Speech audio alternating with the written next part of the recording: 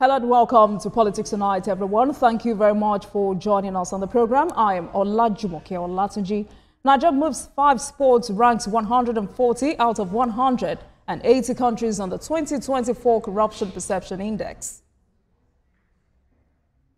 Tonight, our focus is on President Tinubu's economic policy and diplomacy, and I will be speaking with Dr. Daniel Bwala, Presidential Spokesman, Special Advisor to the President on Media and Policy Communications. Welcome to the program, everyone. Stay with us. I'll be right back.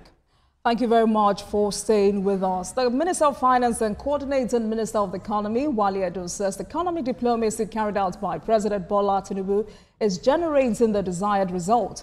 Mr. Edun said the president had embarked on fruitful economic diplomacy with different governments, including Brazil, China, India, Germany, and France, as well as other governments. It says as a follow-up on economic diplomacy, he led a delegation to Riyadh, Saudi Arabia, to ensure the success of the developing relationship between him and Mohammed bin Salman, the Crown Prince. Meanwhile, in the face of rising cost of living and economic challenges, how will all these diplomatic partnerships benefit Nigerians? And how will President Tinubu's economic policies put food on the tables of Nigerians and pay their bills? To speak more on this tonight, I am being joined by the Presidential Spokesman and Special Advisor to the President on Media and Policy Communication, Dr. Daniel Bwala. Good evening to you. Thank you very much for joining us on Politics Tonight. And also good to be here in your Lagos studio, this stage of the art. This is my first time coming to this center. Thank you very much for coming to the studio. You know, this is 2025, and Nigerians are wondering whether the renewed hope promised them by President Bola Tinubu would come to fruition. You had said the president is the most people-centric president you've ever seen. And the president has also said, I'm here to serve. Correct. And I will solve the myriads of problems facing Nigeria. Right. What are the prospects for the country in various sectors? So, yeah, if you, when the president took the oath of office at that time, it's good to situate situation as the way they were and where we are today. Okay. When he took over government at the time, we had 26 states of the federation that were declared bankrupt. They couldn't pay salaries. That's when the insecurity situation in the country was so bad that I remember in the twilight of Buhari's administration in Abuja, terrorists were operating inside Abuja. At one time, they even threatened that they were going to come to Villa. That is the audacity of terrorism at the time. Yeah. And then, of course, you know that there was disunity. The nation was just going in a very terrible direction. Then there was no money to add to injury to salt or to salt to injury. There was no money. So when he came, the only thing he could do realistic at the time was to initiate policy that would reshape Nigeria. It's like we're going to reconstruct the house and lay a foundation that would last, because it seemed like we were building on a faulty foundation. And at that time, it seems we began to see the cracking already. This policy, he knew right from the beginning that it was going to give a temporary pain to the Nigerian people it will hurt. And he didn't hide it from them. Right from his speech, he said, buckle up, I know that this is going to bring pain, but I want you to have faith in our administration, because we believe that this reform is going to ultimately lead us out of the predicament. Now, 18 months after, if you look at the numbers, statistically speaking, there is a consensus, unanimity of purpose among the economists that the economy of Nigeria now is a bit safe. Okay. That what we need now is to guide it through speed in the process. That's one. Number two, we're no longer complaining about governors not being able to pay salaries because of lost revenue. We are now asking them to deliver on the promise because we have enough resources for the state. Three, you are looking at the investment that we're making in various, for example, in education through the NEL fund. You will see people, data that can be ascertained, you can point at it, people who are benefiting from the NEL fund program.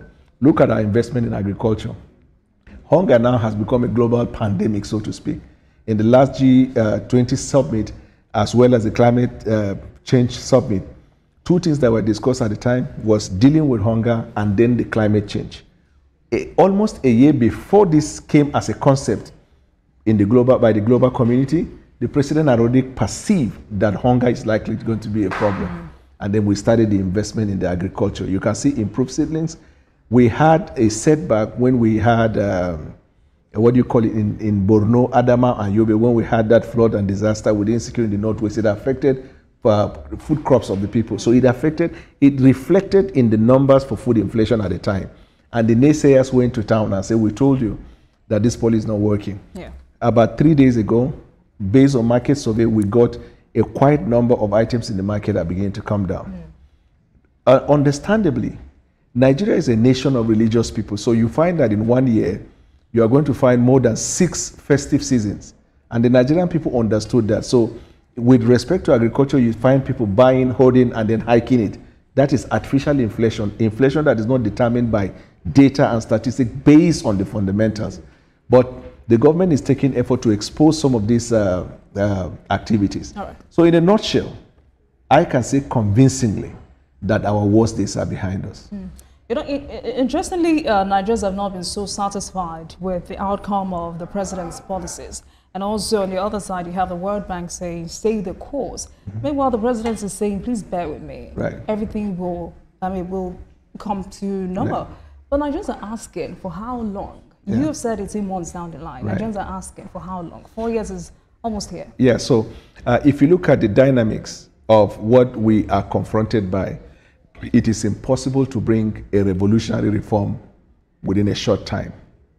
And we are not here to promise the Nigerian people or to give them false hope and false promises. But what we're telling them is that in spite of the hope that we're saying we're renewing by virtue of the reform agenda, you can see the effect of the reform already. I talked about agriculture, we look at the education, and then the insecurity, we're dealing with that, and then looking at how to help our people to become entrepreneurs. Because when you, for example, employment that people talk about, no nation succeeds by getting all of the citizens to be employed by government.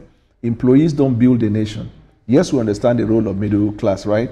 But when you build a society where people are able to do something tangible, God has blessed this country with youthful population of people who are enthusiastic, people that are ready, given the right tool and the training, and they will launch into it. So our message to the Nigerian people, when they say how long, however long it will take for us to correct the situation and make it work. But the president has intervention, which is what I told you. Even in the Brentwood principles or Brentwood rules that people take, sometimes the World Bank, I don't want to use the word hypocritical, but sometimes in order to save face, they make certain statements that can be seen to be outlandish. So for example, if you look at the World Bank rules governing economic reform, they have what they call strong country ownership. It's like an exception to the general rule. Even when you are applying the principles very strictly, that you are permitted sometimes to tinker with that until you are able to tell, because circumstances differ. The situation in Nigeria might be different from the situation in Burundi, different from the situation in Ghana. That's why you find that even though we remove subsidy, but there are times the president intervenes here and there. It means application of strong country ownership. Do they really get to those who need them? Yeah. So, for example, what's the data? What data is the federal government using? Because I've spoken to, the Minister of Agriculture, for instance.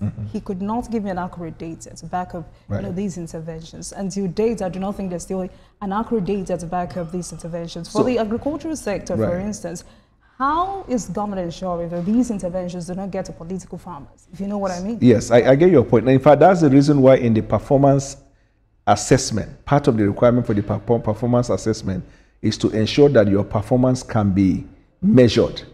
It is not something you say in the air. And you measure performance when you have data that supports the progress that you are making. So I give you an example with respect to agriculture. The data, the much data that we have is that we can tell you at every given time the number of, say, trucks of rice, for example, that has been sent to all the states of the Federation. So to the extent of knowing the volume, we know it. But in terms of distribution, this is where we have a little problem with our democracy. The president cannot control the governors. When he makes certain intervention available to them, the baton is like in a race. You give the baton over to the governors. I think that the Nigerian people should escalate our conversation where we don't work with the mindset of military, unitary system of government. If mosquito bite me in my village, the president is responsible. But they don't know that there's government at the local level. We have implemented, we have succeeded in getting local government autonomy. Money now can go to the local government to deal with chieftaincy matter, local government administration, primary health care, primary education, secondary education, These are things that the money going to the local government will be used in taking care of it. Nobody bothers to ask the governors. So this is where sometimes probably money because goes, they do not know the power they hold in holding these governors accountable. I think that we practice democracy and federal system of government, but because we have been ruled by the military for many years, our mindset is that of unitary system of government. You think that everything that revolves around your life, the president is directly or indirectly responsible. All right. The president was in Tanzania for Mission 300, where he reiterated Nigeria's commitment to achieving universal energy access by 2030. He emphasized the government's target of increasing renewable energy to constitute 50% of the national energy mix. And most importantly, he talked about robust international partnerships to finance and implement Nigeria's energy transition agenda. Have we done enough on our own part to attract these kinds of foreign investments? Very important. In fact, this is closely related to climate change. It is because of the concept of climate change that people are looking for alternatives to energy, renewable energy and the rest. These industrialized nations, they have enough infrastructure to enable them achieve the climate goals and objectives because they've already, through their industrialization processes, burned the greenhouse gases. In this part of the world where we don't have infrastructure, a lot of things are yet, in fact, we are not considered as developed country, we have not industrialized. That means we have enormous responsibility or task in order to bring our nation to that point. They are asking us to give up the burning of greenhouse gases through the various projects. This is where the international partnership that the president is talking about, because in every climate forum, there is this promise for nations that are stable to give support to the nations that are upcoming so they can meet up with the climate objective. It is bold and ambitious. If I tell you, you won't believe. #1 strongest country in the world is the United States of America. All of the progress they have achieved through climate change, by the emergence of Donald Trump, they're all thrown to the dustbin. Climate change and renewable energy or alternatives to the burning of greenhouse gases is a global challenge. But the president on this side of heaven is committed to it. And that's why in that conference, he made those bold steps, deliverables, as ascertainable goals that we hope to achieve. So you're not answering my question. My question is, have we done enough on our own part to attract these kinds of foreign investments? We just had the conference. It's like when you go to a conference and they say, when we go home, we should start playing football. And you just came back. How can you say you already have a stadium? So the basis of that question was to ask you how far this administration has gone in removing bottlenecks, impeding business competitiveness in the country, just as the president promised last year. Right. We are doing it through regulatory framework. For example, the tax law that we have succeeded to the 90%, we have just the 10% to bring it to bear. It's part of those regulations that will make ease of doing business, because people will know there will be return on investment. It will also help our people to rise and not to be burdened by tax that are avoidable because of their circumstances. That regulation is part of the effort of the federal government to meet up with that. But apart from regulation in the area of taxation, for example, there are incentives that the federal government is giving to investors. You know, all these places he goes around the world, he promised to give them incentive if you bring investment. But it is not an incentive that is abstract. We need to know how much you're bringing as investment into the country, and then we can sit on the table and agree on how much incentive we can give to you. But the president is open to it. Right. So still talking about cleaner energy and whether or not we've done our own part. The CNG buses, any update on that? Yes. So the challenge we're having at the moment, you see all over the country, people are in their droves rushing to take advantage of those services. But because we have a large population and the limited capacity and infrastructure, we are not able to meet with the pace and the speed. But we're making effort to open up the window so that a lot of investors can come into it. And so our target is that before the first term of the president, we should be able to say with all conviction and confidence that we have attained a level that can be considered to be like 30%. Second term? Before the first term of the president? Before the end of the first term, yes. Right. We are just about... Do you think Nigerians believe in that intervention, the CNG buses? If they don't... they've keyed into that intervention? It was not ghosts that were running all over the places taking advantage. It's Nigerians. Right. They believe in it. Look at it. If you are, like for example, during the festive season when CNG transportation was used as a system to convey people to their respective, look at how cheap it is. It's almost half the value of the normal transportation system.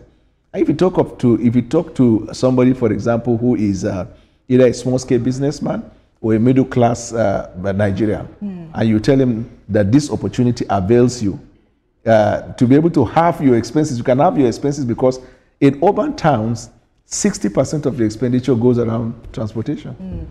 So Nigerians are excited and they are in all over the places. All right. So, I mean, the president also talked about increasing access to credit for individuals and critical sectors of the economy to boost national economic output. It says to achieve this, the federal government will establish a national credit guarantee company to expand risk sharing instruments for financial institutions and enterprises. I'm wondering, what makes this different from Credit Corps? The other one is like the one he's established like a credit guarantee. So, meaning that maybe before now, access to credit is difficult because there's no guarantee. You don't have the infrastructure, facility, or security that can stand as guarantee for you to access the credit. When you have a credit institution of the federal government, that means you already have a guarantor. So, and probably the government will be able to come out with modalities. If you meet this requirement and you become eligible to access the credit, the government will stand in for you, pending on when you are able to pay back, based on the agreement you would have had. In other words, just like in those days where if you are trying to access loan, they will ask you to bring certain security as guarantee. The federal government is saying, because we want to encourage investment, we are going to create an agency, to speak, or an organization that is going to stand as a credit guarantee. Talking about Credit Corps, has that kicked off? No, it has not yet. When should Nigerians expect that? So when you conceive an idea, at the conception level, you are creating a skeleton. Then you develop that. And after developing it's been like a year or 6 months now. Yes, because it requires infrastructure. It is not like let there be light and there was light. It is something that will involve people, it will involve infrastructure, it will involve places, it will involve regulation and backup. So what we are guaranteeing the Nigerian people is that each and every one of these policies that we're unfolding, they have timelines. And so, for example, if this has to do with the ministry of a particular minister in government, I'm sure that those who are looking for opportunity in that field, when their engagement with the minister, they will be able to have indefinite times, the timelines for either the establishment, the access, or the implementation of that policy. All right, Dr. Bale, let's take a break, and when we return, we'll continue this conversation. Please stay with us, everyone. Welcome back to Politics Tonight, everyone. Tonight, we're discussing President Tinubu's economic policy and diplomacy, and I've been speaking with Dr. Daniel Bwala, presidential spokesman, special advisor to President on Media and Policy Communication. Dr. Bwala, thank you for staying with us on the program. Let's talk about the budget, because economists have raised concerns about the effect of the increased spending on the inflation targets of the federal government, which was 15%. Am I correct? Yeah. Now, you would need to react to some of those questions. Why would government raise the budget when its deficit is running to almost 16 trillion naira? Economists are saying the deficit is heating up the economy, and with all of these borrowings here and there, government should have simply reduced the deficits.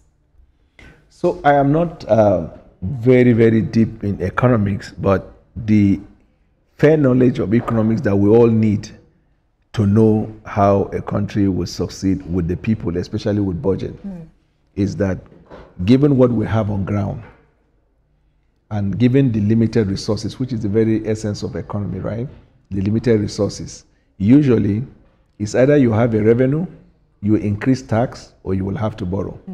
The little regulation we brought with this taxation, you can see the effort of the government by saying, if your threshold is below a certain level, you don't have to pay tax for people who are using public transportation or people who are earning a certain amount.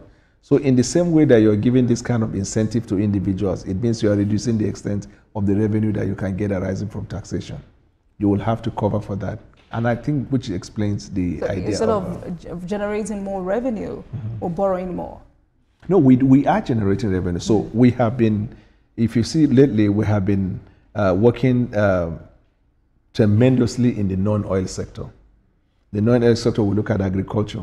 Agriculture, in fact, in all of these non-oil sector of the economy has taken, in my view, I may not be accurate, has taken probably 50 to 60% of the commitment and investment of government. Because if you deal with hunger, for example, it will take care of a lot of things. We talked about technology, and there are programs of the government that will give opportunity for the youth to access credit for the purpose of improving in technology.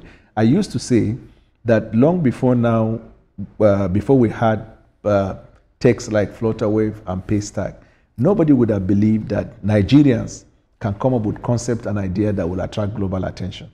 The federal government is looking at that area because our dependence and over-reliance on oil cannot take us out of this predicament. We have to be able to look at the non-oil sector and ensure that we leverage on that. But really, do you think some of the requests made by these ministries and agencies are genuine enough, especially at the time the president has been asked to, or the president is determined to cut the cost of governance? And Nigerians are asking him to check the lifestyle of these ministers and CEOs or rather MDs of these agencies. I don't know the request you're talking about. Increased funding. I mean, some of the agencies, some of the ministries were asking for increased funding. So the funding is for investment in their ministries. So for example, if you see, that's the very idea of even borrowing. As long as what the revenue or the borrowing you are making is to invest in critical area that will also revamp the economy, like infrastructure, for example, education, human capital development. These are places that are fertile for those investments. So if ministry, for example, of government has a program that deals with this thing, no matter how much they make demand from the government, it's what the government will be glad to do that. It is only when you borrow to pay salaries or you borrow to feed, that means you're borrowing and investing in the areas that are more or less like waste because you're not giving it the opportunity to recreate itself. That is when you will say, okay, we're questioning that kind of spending. So if, for example, you want to tell, maybe you have in your mind a particular ministry that has made a demand and then intends to invest whatever it will get from the federal government in areas that you think are not connected with the objective, then I'll be happy to I wish we had enough that. time for this conversation because Nigerians are saying only performance should be used to justify demands for more funds by the MDAs. This is 2025. Even the presidents, if you permit me, even that's the very idea of that performance assessment when they had the retreat. Performance is the key indicator is your performance. And like I said when we started talking earlier, you don't say it. So for example, they are measurable. I have not seen a particular ministry and the indicators set for him, performance standards. But definitely at every given time, there must be a time where you're going to be assessed and see. And then if you perform, then you will be eligible for whatever you're asked. If you don't perform, not just that you may not have investment or the attention of the federal government, you may even lose your job. All right, two more questions before I let you go. The ICT sector, I know at the time the government or the federal government says it has secured $620 million under the Digital and Creative Enterprises Program, aimed at creating millions of IT and technical jobs for the youths. Any updates on that? I don't have an update because, but I know that the Minister of Communication has taken extensive time over the last 1.5 years or so in various fora, even organizing programs where he talks about the revolution we're seeking to have in the digital sector. So I don't have all of those details. All right. So finally, before I let you go, let's talk politics because Alhaji Atiku Abubakar has called on President Bola Tinubu to practice what it advocates by adopting the Nigeria First ideals rather than focusing on self-interest and other divisive sentiments, and has also accused this administration of paying opposition leaders 50 million naira to undermine Nigeria's democratic process. Is this to indicate that he may be saying the truth? Because at the time, you had vouched for the personality of Atiku Abubakar in the election, across ethno-religious barriers. In 1 minute.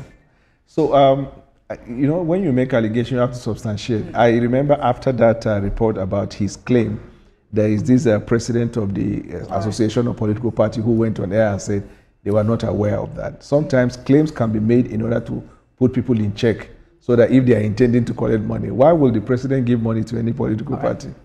Dr. Boala, we're out of time, but I hope we'll have this conversation some other time. Thank you so much for joining us. Dr. Daniel Boala, Presidential Spokesman, Special Advisor to President on Media and Policy Communication. Thank you so much for your time and politics tonight. And thank you very much for watching, everyone. That's a package tonight. Please join us again tomorrow. Good night.